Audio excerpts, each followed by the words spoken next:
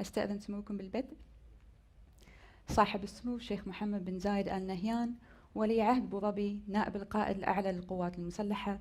صاحب السمو الشيخ سعود بن راشد المعلى، عضو المجلس الأعلى، حاكم أم القيوين.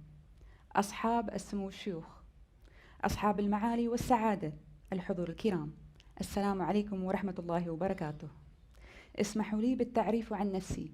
أنا الدكتورة حواء سعيد سالم الضحاك المنصوري، استشارية الغدد الصماء والسكري، نائبة المدير في مركز إمبيريال كوليج لندن للسكري في أبو ظبي. يسعدني ويشرفني في هذا المساء أن أتولى مهمة إدارة هذا الحوار في هذا الملتقى الفكري بمجلس محمد بن زايد آل نهيان.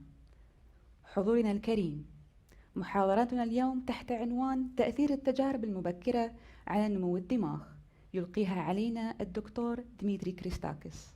والآن اسمحوا لي بأن أكمل ما تبقى من حديثي معكم باللغة الإنجليزية. Media in the digital age, it's a powerful tool. Whether we are referring to TV, Twitter, video games, YouTube, or the latest app, it's everywhere. But is it a tool for good, or is it a tool for bad? That perhaps depends on the way media is used and for what purpose. The audience might be interested to know that in the region, people spend on average 7.5 hours a day watching TV. This is one of the highest statistics in the world. From the UAE Internet Social and Mobile Statistics of 2015, the percent of the population that are active users of the internet in the UAE is a staggering 92%. That's 8.8 million of the UAE population. This is significantly higher than countries even such as the US, UK, and Germany. Did we mention video games? A study concluded that about 60% of video games that were rated as suitable for all have significant amounts of violence. Because the child's brain is still under development, the influence of the digital information age may be lifelong. Therefore, we must be wary of its effects as it's become an integral part of our lives, especially here in the UAE. Here to speak to us about the subject of child development in our digital age is Dr. Dimitri Christakis, Professor and Director of the Center for Child Health Behavior and Development at Seattle Children's Research Institute. He has published over 200 research articles on the subject and authored a book as well. Please join me in welcoming him.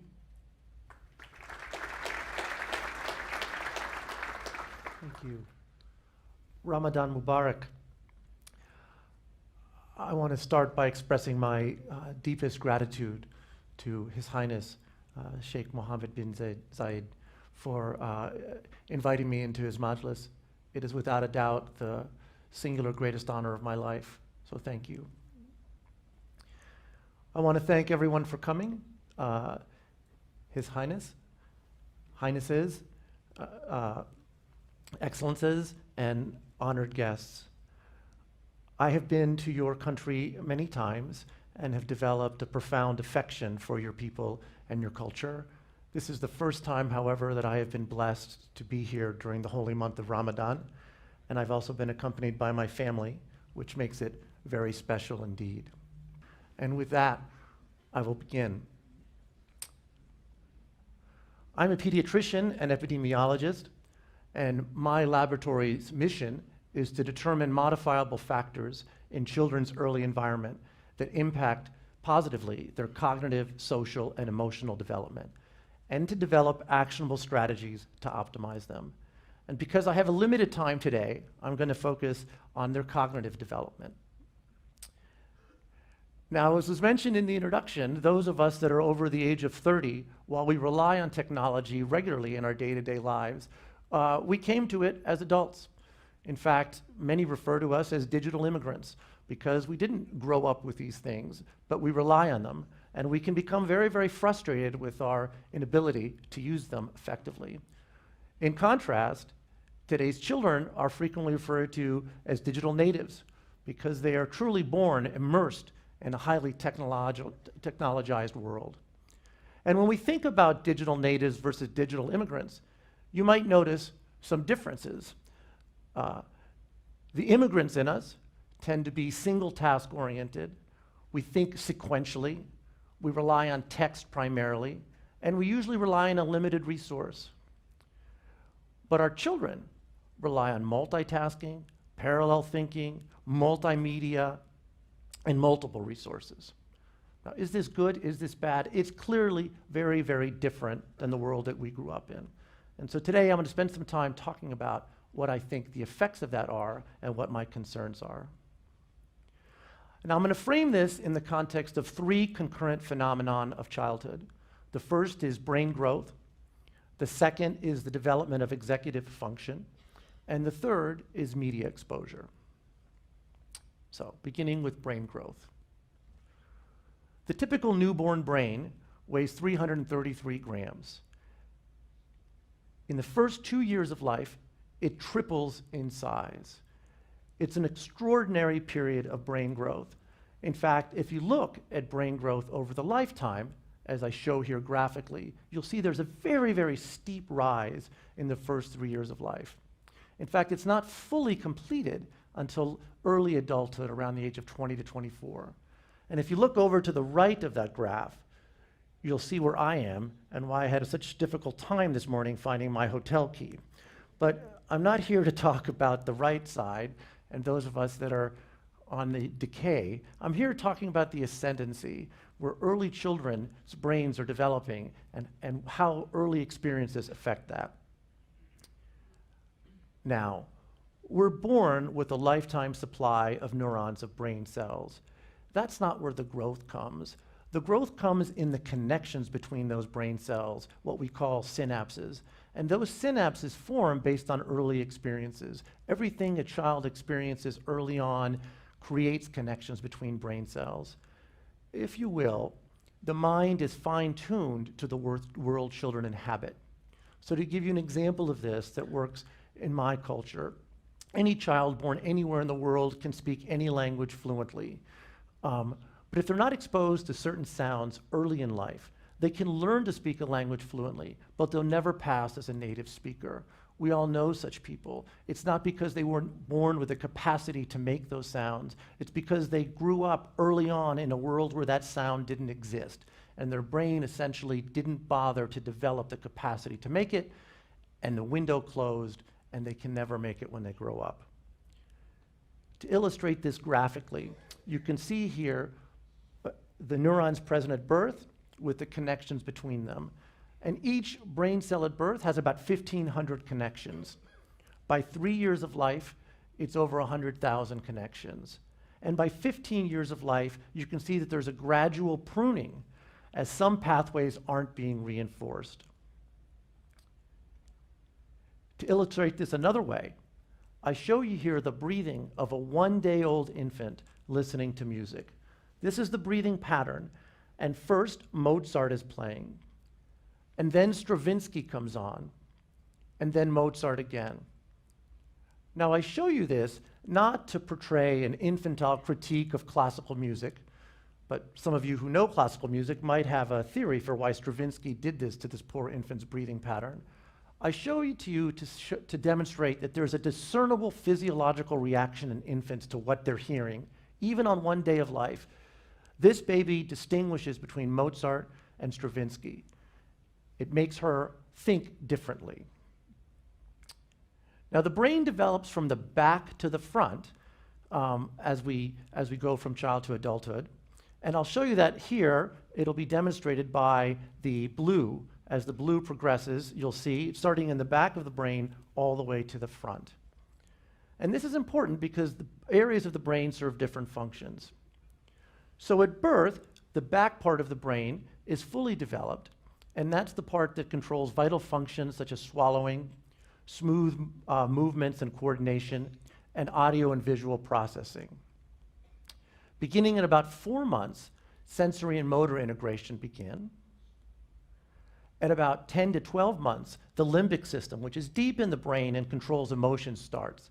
And this is why 4-month-olds are not capable of having temper tantrums, but 10 to 12-month-olds and 15-month-olds can have great ones. They're just starting to develop that emotional part of their brain, and in fact, before it's fully developed, they can't even control their emotions very, very well.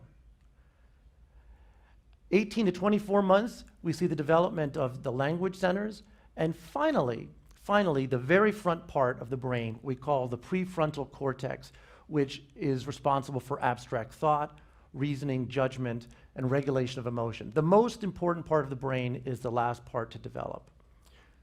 And I mentioned that that's the part that controls executive function. The most important thing that our brain does. And there are three components to executive function. The first is self-control, which is basically the ability to stay focused and to resist temptation, not to be distracted, to pay attention to something. The second is working memory, which is the ability to hold information in your hand while mentally working with it. And the third is what we call cognitive flexibility, which is the ability to apply something that you learned in one context in another. All three of these are important. But I believe very firmly, and I hope I can convince you of this, that self-control, the ability to stay focused, is the most important. Now, I'll illustrate this here somewhat comically. The question here is find X. And this person jumps and says, here it is. The reason they did that, not intending to be funny, is because they jumped too quickly. They didn't spend enough time thinking about what the question was asking and what the right answer was.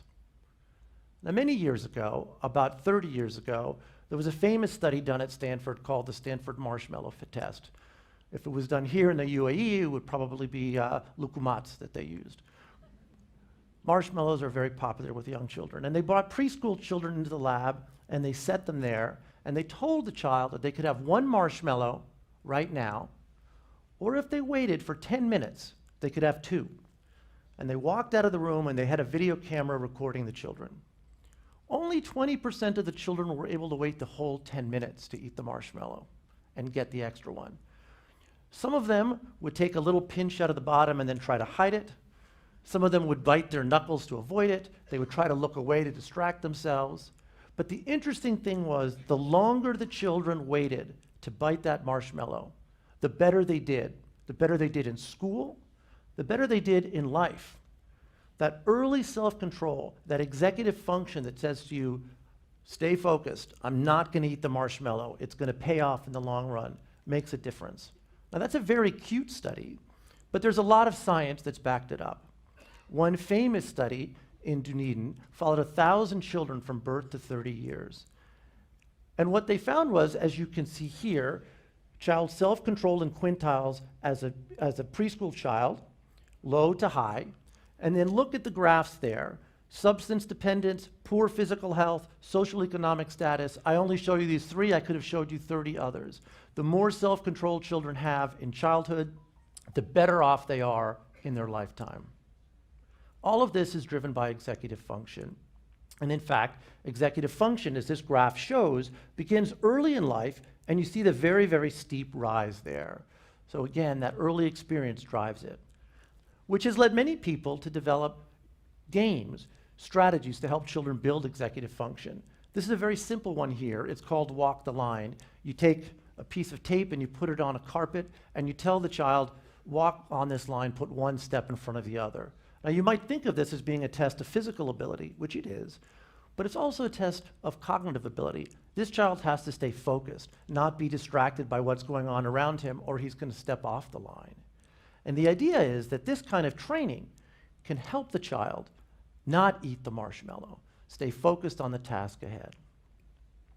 Which brings me to media exposure, the third concurrent phenomenon I want to talk about. This says, go to your chat room. We are technologizing childhood, as I mentioned before. In 1970, the typical age at which children began to watch television was 4 years, like this cute little girl there. And today, based on research that we've done, it's 4 months. Most of that switch hasn't happened in the last 40 years. Most of it has happened in the last 10. And in fact, if you look at children's daily media usage, children 0 to 6 spend about 2 hours a day with screen media. Children 6 to 18 spend about 5.5 hours a day. But that's only how much time they spend at home, and many of our children are cared for elsewhere or by others, not by parents. And when you add that to it, what we find is that the typical child, as was said, spends 6 to 7 hours a day on a screen. Now keep in mind that preschool children are only awake for about 12 hours a day. So they're spending as much as 50% of their time in front of a screen. So the question that we've had, that I've posed here, are these three concurrent phenomenon: brain growth, executive function development, and media exposure occurring concurrently. What are the effects of that? Now, we've known for very long, that too little stimulation is bad for brain development. I show you here 2 PET scans. Now, the way you read a PET scan is the brighter the color, the more brain activity is going on. And on the left is a typical PET scan from a kindergartner, and on the right is a PET scan from a child that was raised in a Romanian orphanage, profoundly neglected, didn't get any stimulation at all. And you'll see there are areas of this child's brain that show no activity whatsoever. Because of that profound lack of stimulation, areas of his brain didn't develop. But the question that we've had in my lab for some time is, what about too much? Is it possible to overstimulate the developing brain? Is there good stimulation, bad stimulation? Too much stimulation can be harmful. And that brings me to Baby Einstein. I don't know if this exists actually in this country, but other DVDs for sure do for babies. And this is a clip from Baby Einstein, Day on the Farm. It's a 20-second segment, so watch.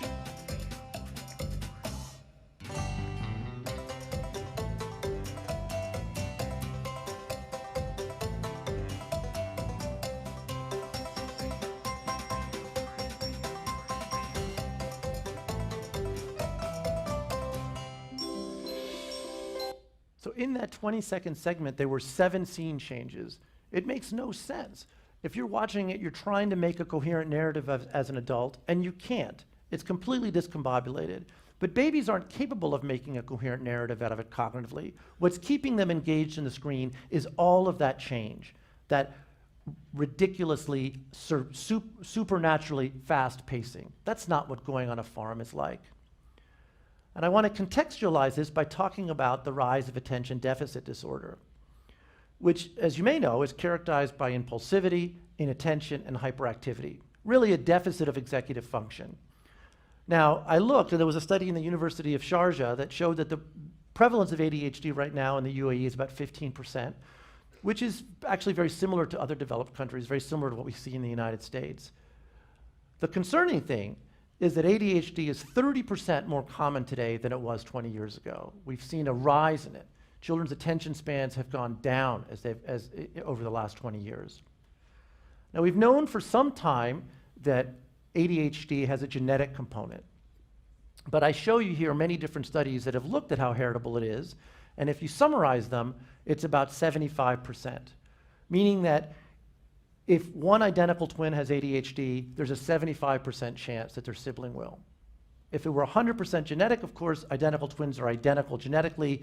They should both have it. So like many things, what we've come to realize about ADHD is that there are certain genes that interact with certain environmental influences that produce ADHD. In fact, the US Surgeon General said some time ago, for most children with ADHD, the overall effects of these gene abnormalities appear small, suggesting that non-genetic factors also are important. Now, in my research, I don't actually talk about ADHD, and here's why. If you think about attentional capacity as having a normal distribution, what we do as clinicians when we diagnose ADHD is we draw a line at the 95th percentile, and we say, if you're on this side of the line, you have ADHD. And if you're on this side of the line, we say you don't. But it's clear that that child has serious attentional challenges. And when I showed you self-control in adult outcomes, you may recall there was no threshold. It was a linear relationship. There wasn't some magic cut point at which early executive function mattered. And so there really shouldn't be a distinction that we draw here. And so many years ago, we came up with what we call the overstimulation hypothesis, and simply said that what that says is prolonged exposure to this rapid image change during this critical window of brain development preconditions the mind to expect that high level of stimulation. And this leads to inattention in later life. Put another way, you watch enough Baby Einstein Day on the Farm as a baby, and then when you go to a farm as a school-ager, it's so boring. How come it's so slow? Why do I have to walk here? Why don't things pop out at me like they do in Baby Einstein? And what we found was that the more television children watched before the age of 3, the more likely they were to have attentional problems at school age. The other thing we found was that the more cognitive stimulation children received early in life, the less likely they were to have attentional problems. And we measured cognitive stimulation by how often parents read to their children, sing to them, take them to museums, etc.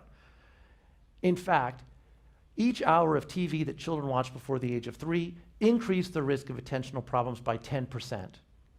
And each hour of cognitive stimulation that they received decreased the risk by 20%. So put it another way, the child who watched 2 hours of TV a day before the age of 3, 20% more likely to have attentional problems at school age compared to the child who watched none. And if our hypothesis was correct, that it's this surreal pacing, that it's the overstimulation that drives this, you might imagine that what children watch matters. So we repeated our study, looking at what kids watch. Now, I don't know how many of you have seen the Powerpuff Girls movie, but I will show you a clip from the Powerpuff Girls movie.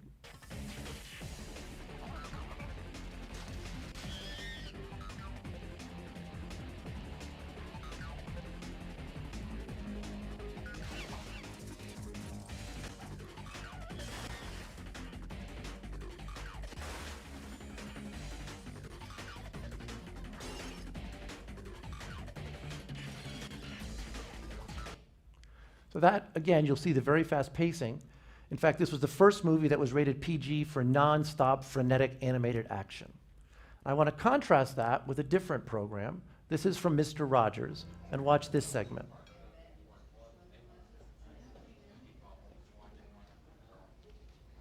Hi, Odd. Oh, hi, How are you? Fred. I'm fine. How are you? Good, thanks. I brought my television neighbor to see what a restaurant was like. Oh, I'm so glad. Can I show you a table? Certainly. I'm awfully busy today. One of the waitresses is ill, I see. so I'm sort of doing double duty. How about this? This is fine. Thank you Grand. very much. Sit down and I'll be right back. All right. Now, when you come to a restaurant, usually somebody shows you what table you're supposed to sit at. And one of the first things you do is to put your napkin either on your lap or up here. And then, well, this is the way a table is set. So you'll notice very, very different pacing. This is actually slow. It's almost soothing to watch. And what we found was that there was a difference. The educational programs like the Mr. Rogers clip I showed you didn't increase the risk of attentional problems at all. The risk of entertainment shows like Powerpuff Girls movie increased it by 60%, and violent television, which I didn't show you, increased it by over 100%. Now, there's a limit to what we can do with humans in the lab. I can't take babies and force them to watch hours of fast TV. So we've developed a mouse model. That's mouse TV. We take baby mice and we put them in these chambers and they watch television, if you will. They're hearing that, and there's photorhythmic sensors that play flash the lights around. And we have them watch television, if you will, 6 hours a day for 42 days. That's the mouse's entire life, childhood, I should say, watching TV. And then we assess their behavior, and I'll show you one of the ways we assess it.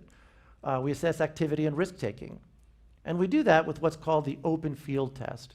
And the way this works is we put a mouse in a black box, and we see what it does. Now, mice typically will avoid an open field. They're scared of it. They have very few friends in the natural world, and they'll prefer to stay around the perimeter. And we exploit the fact that we have a white mouse on a black background. We have an optic tracker stationed above, and it tells us how the mouse moves. And you'll see on the left, that's the mouse you were just looking at. It spends most of its time on the periphery. But the mouse on the right, you'll notice, is really hyperactive, moving a lot more, and spending much more time in the center. And in fact, what we find is if you compare time in center and entries into the center between mice that watched television all their childhood and those that did not, there are significant differences in both. We also notice differences in their brain structures. So you see control and overstimulated mice, and when we stain them, we see that there's much more brain growth in the control mice compared to the overstimulated, which might not make sense to you. You might think all that stimulation would promote connections, but it actually has the opposite effect because it's unnatural. Now, I want to talk a little bit about what's called joint attention, because it's a very important part of this brain development and one of the things that media interrupts. Joint attention is two people, in this case an adult and a child, focusing on something together. It begins with them looking at each other, as you can see there. Beginning at 4 to 6 months of age, a parent or a caregiver can direct an infant's attention to something. They will look at it and then instantly turn back and look at their caretaker. implicitly saying, what is that? Tell me something about it. And there will be an exchange. Beginning at about 10 to 12 months of age, as you can see in the upper right there, babies can initiate joint attention. They'll point to something, get the parent to look at it, and they'll look back. This happens hundreds of times a day.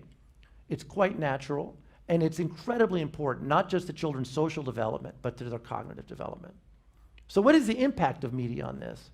Well, several years ago, we used something called the Lena system. It's a little digital language processor, which you can see is worn in a vest. It records everything that is heard there, and then there's a very sophisticated software program that can analyze what's being heard. And I'm very pleased to say this has actually been validated in Arabic, and in fact, I was at the Qatar Brain Research Institute, and they're interested in looking at it as a way of detecting autism early.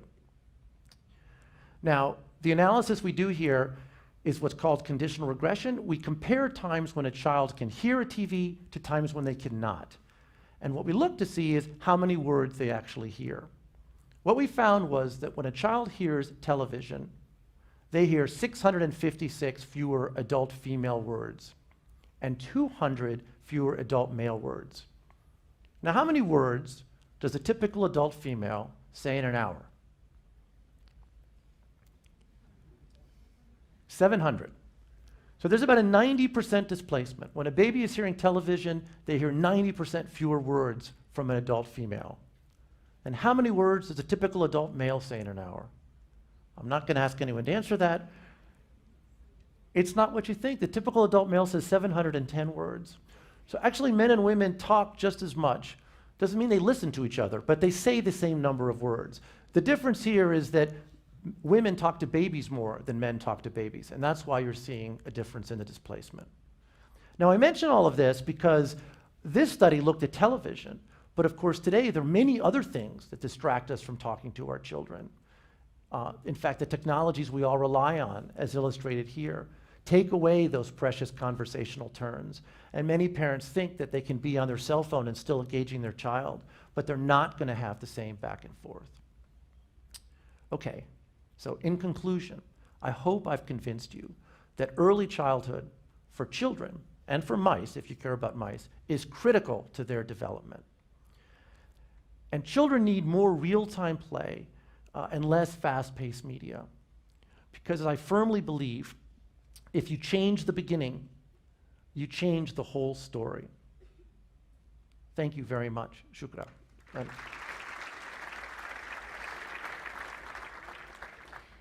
Thank you.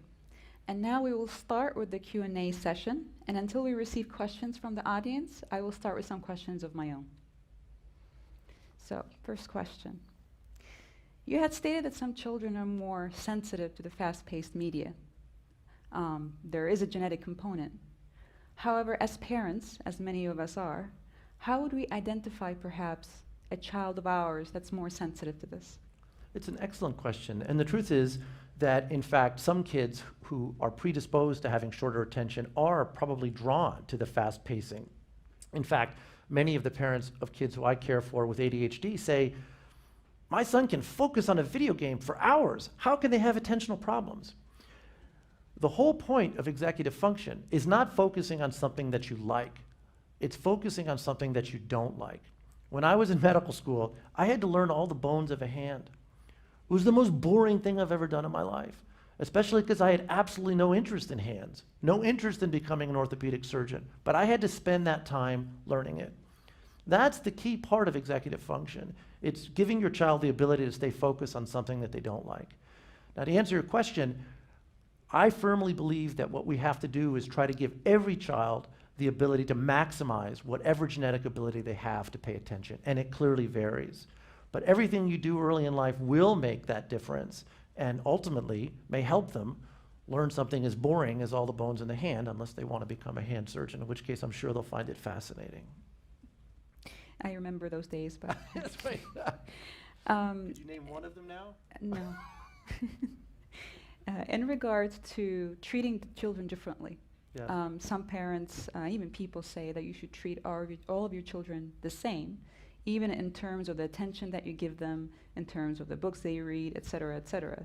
Are you a proponent of this? Or as you said, should we perhaps tailor it I shouldn't say different, but tailor it to the child's needs? So I'm a little reluctant to answer this question because my children are in the audience, so I have to be very careful what I say. I think the reality is that children are different, and I think one of the challenges of being a parent is modulating how you interact with them to optimize their own development.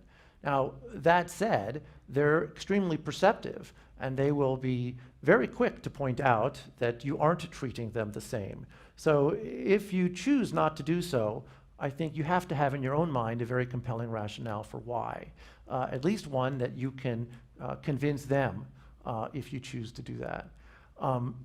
I believe that there are situations where children should be treated differently, but I don't think that should be around things like early exposure. I think there's certain rules of a house that should be consistently applied regardless of the individual child. And clearly that will vary what those are household to household. We certainly had some in ours.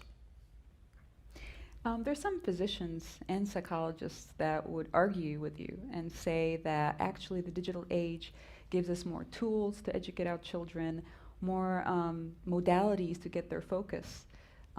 What would you say about that? Yeah, I've heard that a lot, and I guess my point is that we want our adults of the future to be able to focus on something intently, to give it their full attention. You know, one of the things I hear a lot is this phenomenon of multitasking, and I hear many people say to me, kids these days multitask, and they might as well start as a child. The truth is that one of the myths about multitasking is that you can simultaneously process two things. The truth is that our brain is not capable of doing that. What it does is it oscillates from one activity to the other. And the young, nimble brain is able to do that very, very quickly. But it comes as a cost. Many studies have shown that their performance goes down when they multitask. They don't do as well. And even worse, they don't develop the capacity to focus on one thing. So there are going to be times when today's children grow up where we absolutely want them to give their undivided attention to an important problem before them and not be simultaneously checking their Twitter feed or their Facebook or emailing. They need to develop the capacity to stay fully dedicated. I firmly believe that. So from the audience, there is a question in regards to, have you noticed any differences in the functions of brains in terms of child's abilities between cultures, nationalities, or even countries? Oh, that's a great question. It's not research that I've done personally. Some people have tried to look at it.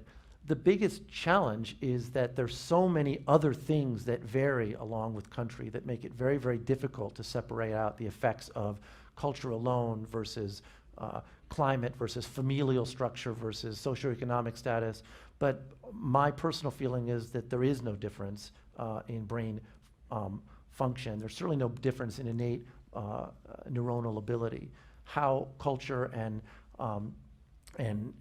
early experiences affect it obviously matter, and that's kind of one of the points I'm making here. So a culture or a country that makes it routine for children to watch tons of fast-paced media in childhood over the long term, I would argue, will not fare as well. So if we could have a more specific question here. For children, at specifically those ages you mentioned that are more sensitive to the media, what can parents do specifically for these children to help shield them or, let's say, minimize the negative effects of media?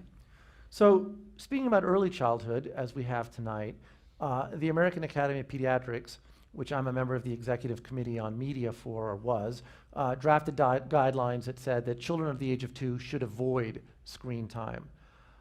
After I stepped off that committee, I became very critical of the recommendation because I think it's not consistent with the science, and it's based entirely on passive media and a lot of the research that we've done in my lab around fast-paced media. I think the interactive media that children use today, iPads and iPhones, is a fundamentally different experience and needs to be viewed differently. But my own advice, and the way Danielle and I raised our children, was that in the first 2 years of life, fast-paced media should be avoided. So that doesn't include, obviously, Skyping with family or relatives. And I would argue, starting at 18 months of age, it would not include slow-paced interactive games. I've drafted the new guidelines, and I'll tell you this, but please don't tell anybody else because it hasn't been published yet. But we will say that starting at 18 months of age, interactive media use in limited amounts is okay. So you heard it first. Just to tie up to that sentence, there's a question from our audience in regards to the interactive apps that are now out there on iPads and iPhones, and sometimes even in the clinic at my center we see parents give it to their children at various ages. What do you say about these interactive specifically children's apps? Yeah, it's a great question. So there are literally hundreds of thousands of them now, and most of them claim to be educational. Virtually none of them have ever been tested as to whether or not that claim is true. Now, there's one exception that I'm aware of. It's a program called Bedtime Math. It's an app called Bedtime Math. I don't believe it exists in Arabic, but most of you I know speak very good English. And the way Bedtime Math works is that each night it gives a story with some embedded math, and then it has questions. And there's an easy, medium, and hard question. And you read the story with your child, and then you choose the easy, medium, or hard question. And that program, Bedtime Math, has been shown in an experiment with kindergartners and first graders to improve children's math skills and decrease their anxiety, their math anxiety. But one of the things that's interesting about that, if you think about it, is even though it's an app, it's really creating a platform for parents and children to interact with each other. It's different than being a completely passive experience. All that said, we have now done a study, which is yet to be published. It'll be submitted next month, which showed that at 18 months of age, even on their own, using high-quality, slow-paced apps, children can learn novel shapes, novel words. So I think, honestly, that judicious use of these apps starting at 18 months of age can have benefits. But I want to put one caveat on that, because even good things need to be used in moderation. And the biggest concern I have with app use in children is the extent to which it can become an obsession and displace other activities that are incredibly important. I like to talk about media as a media diet. So by analogy, if you think about a food diet, carrots are a healthy food. But if you eat a bushel of carrots a day, you almost certainly are not having a healthy diet, because there are other things that you're not eating that you should be eating. So even if you're playing an app that's good, if you're playing it for hours a day, you're not engaging in certain experiences that are incredibly important for your child's development. So if I may say, everything in moderation. Everything in I believe that's an Arabic saying.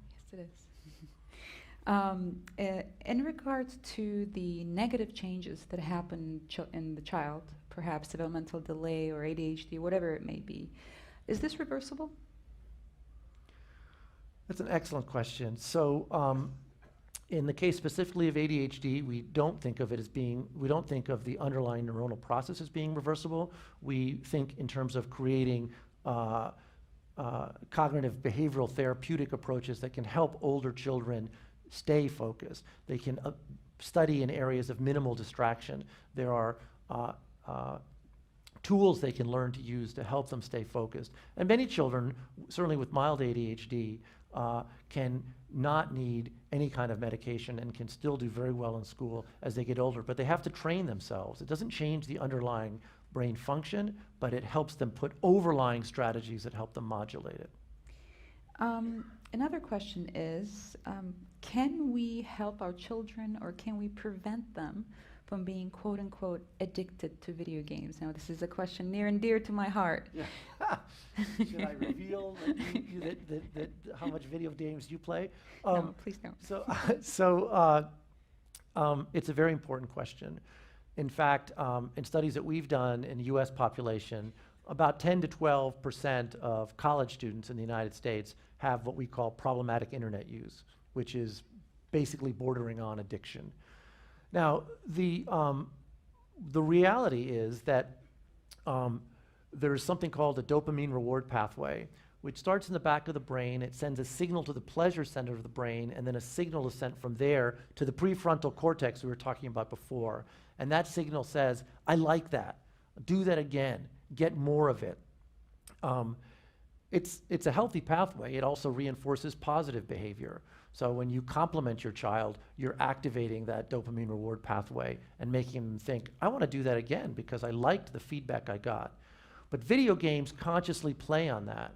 There are many, many ways. In fact, I can tell you that at Microsoft in my backyard, they employ dozens of cognitive psychologists whose job it is to make the games addictive, to put in features that activate that dopamine reward pathway, that make it very difficult for you to leave. And I can tell you later what some of those strategies are. But I do think parents need to be very mindful of how much time their children spend, because it can easily go from being fun crossing over into addiction. So there are a lot of strategies that parents can employ, but I don't want to spend too much time because I think there are other questions. Yes, this is kind of a two-parter. The first part is, can you make TV work for you, not against you? And does it matter whether or not it is a certain member of the family that perhaps takes part with the child, the father, the mother, the brother, the sister? Does it matter? So that's a great two-part question. So the first part of it is absolutely. I didn't talk about that today. I was talking about sort of the negative effects in early childhood. But there's no question that media can be an incredibly positive influence.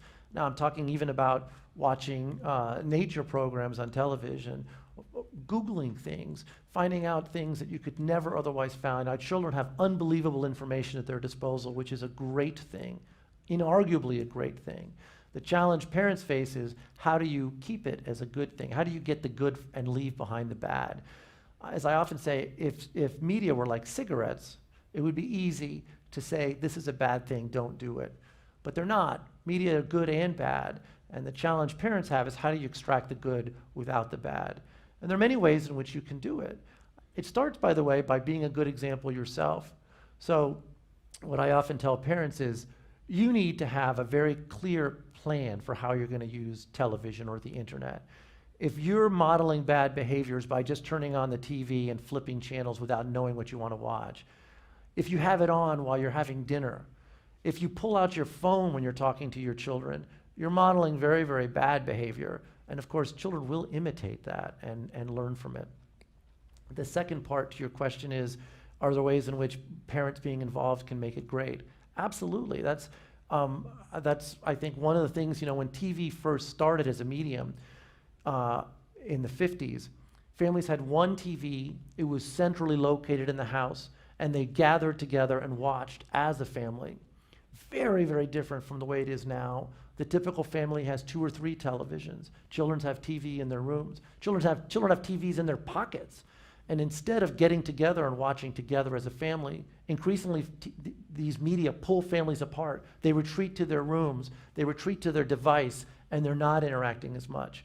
So I, frankly, am very bullish on the idea of using media as a way to get together, whether it's playing a game with your child, watching a soccer match, a football match. All of these things are positive family attributes, but they're not the norm now the way they used to be. It's very, very different. So one final question. Knowing the statistics that I've mentioned as being really connected to the internet, using a lot of iPhones, iPads, the fast-paced life, and I think this is the place in the UAE where we've witnessed a huge change very quickly. If you could give us one piece of advice, and I know that might be difficult, what is the one biggest piece of advice you would give us in regards to this? What I ask people to do, what I ask families to do, is to really take stock of how media is impacting their lives. In the experiments we do, in the studies we do with families, we actually ask them to keep a media diary for a week. It's a lot of work, but it really is the best way for you to see how much time are you spending, how much time are your children spending, where are they going, what are they doing. And nowadays, they're actually technological add-ons. They're apps and software that will collect those data for you. Your children may not be pleased if you put it on their phone, but if you do it for a week, you can find out how much time they're spending, what they're doing on it. And that, I think, is the way to start having the conversation with yourself and with your children about how many hours are we spending, and are these really useful hours? Do we really want to be spending 15 hours on Facebook? There was Facebook, I can tell you, has as its plan, this is in their business model, that every human on earth will spend 3 hours a day on Facebook. That's their plan, that's their strategy, and they're working actively to get us there. You can ask yourself now, do you think that you want your child or yourself to spend 3 hours a day on Facebook? Is that a productive use of their time? And if not, you should start building in limits now. Thank you. Thank you so very much. Shukran.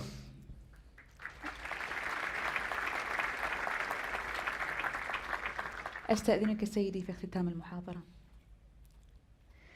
First, I would like to thank His Highness for hosting these informative sessions. I would also like to thank Dr. Christakis for his time and this wonderful presentation, and the audience for their kind attention. In the end, children are our country's future and our true wealth. We must prepare them to take on the challenges that the future may bring. Wassalamu alaikum wa rahmatullahi wa barakatuh.